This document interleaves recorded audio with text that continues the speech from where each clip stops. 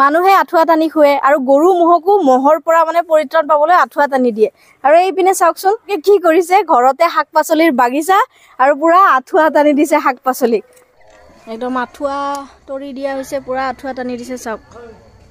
এইপিনে ওলকবি ওলাইছে আৰু এই ওলকবি কেইটাক আৰু মহে কামুৰিব নোৱাৰে আৰু আঁঠুৱা যিহেতু টানি দিছে ঘৰৰ মালিকে, ইয়াতে আৰু ক'ত মহে কামুৰিব।